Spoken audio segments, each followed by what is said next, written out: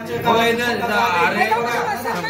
माझं काय म्हणणं आहे, अरे असू दे बाबा, माझं सगळं माझं काय म्हणणं आहे, या शेतकऱ्याला जी भाव पाहिजे ती भाव ती घ्यायचं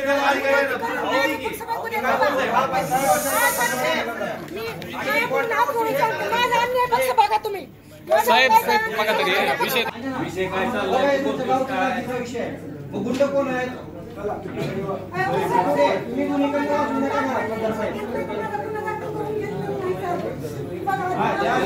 आपला जसं पाटील म्हणून आहे, आपण करायला